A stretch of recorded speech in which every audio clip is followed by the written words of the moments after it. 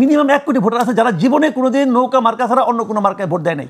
এদের জন্য আপনি কি বিকল্প রাখছেন? বাংলাদেশের ইলেকশনে আসলে 12টা বাজে গেছে, আপনি যে ইলেকশনটা করতেছেন উনি অনেক বলতেছেন কিন্তু ইতিহাসের সর্বশ্রেষ্ঠ নির্বাচন উনি দিবেন, উনি কিন্তু বলেছেন এই কথাটা, উচ্চারণ করেছেন। কি বুঝে বলছেন আমি জানি না, উনি ইতিহাসে বুঝেন কিনা জানি না, সর্বশ্রেষ্ঠ বুঝেন কিনা আমি জানি না।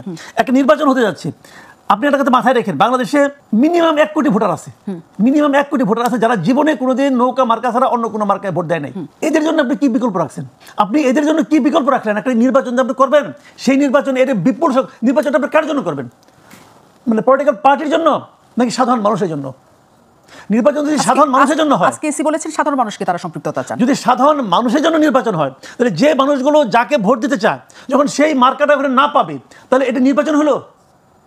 এবং এই নির্বাচনে বহুত বিপদে পড়বে গভর্নমেন্ট, এবং সবচেয়ে বড় বিপদে পড়বে যারা নির্বাচিত হয়ে আসবে তারা। সারা দুনিয়ার কাছে এই নির্বাচন কতটুকু গ্রহণযোগ্য হবে আমি জানি না, আমি বুঝতে পারি না। কারণ 2014 নির্বাচন আওয়ামী লীগ ক্ষমতায় আসছিল, ওই নির্বাচনটা খুব গ্রহণযোগ্য হয়েছিল? ওই নির্বাচনের কথা যখন তারা নিজেরা উচ্চারণ করতো, খুব কি আনন্দের সঙ্গে উচ্চারণ করতো? তো এরকম একটা নির্বাচন আয়োজন করতে যাচ্ছেন ইউনূস সাহেব, এবং ভাবতেছেন যে ইতিহাসের সর্বশ্রেষ্ঠ নির্বাচন করে ফেলাবেন। কিন্তু কেন করবেন ভাই? কিন্তু এই যে প্রেক্ষিত এখন চলছে, তাতে আওয়ামী লীগকে নির্বাচনের জন্য অনুমতি দেওয়াও কি আসলে অন্যরা মানবে? এটা তো আমি বলতে পারবো না। আওয়ামী লীগের নিষিদ্ধ আমি কই নাই, ওই ঝামেলা আমার ফেলান কেন? ওটা ইউনূস সাহেব বুঝবে, উনি কী কারণে করছেন, কী করছেন না করছেন উনি বুঝবে। এটা বিষয়টা কী হবে যে নির্বাচনে উনি যে কাজটা করতে যাচ্ছে, এই কাজটা করার পর সারা দুনিয়ার মানুষ কিন্তু উনি যা বলবে তা ওইটা কিন্তু হবে না, ওটা কিন্তু ওটা হবে না। কিন্তু হিউম্যান রাইটস ওয়াচ কী বলছে যে আগে যা ছিল মানবাধিকার পরিস্থিতি এখন ওরকমই আছে। এটা উনি মানবে? যে ক্ষমতা থাকে সে মানে? আগে দেখতাম হাসান মাহমুদ বলতো না ওরা ভুল করছে, ওরা টাকা খাইয়া করছে, বিএনপি তাদের টাকা দিচ্ছে, জামাত তাদের টাকা দিচ্ছে বলছে। এখন কে টাকা দিচ্ছে?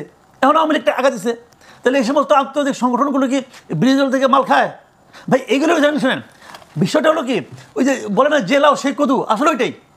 মানে মুখে বলতেছে, কেউ কিছু বলার সাহস পাচ্ছে না, কেউ বলতে পারছে না। আপনি এমন একটা এনভায়রনমেন্ট আপনি ক্রিয়েট করছেন যে আওয়ামী লীগের লোক বলতে পারছে না যে আমি কোথায় ভোট দিব। Is it democracy?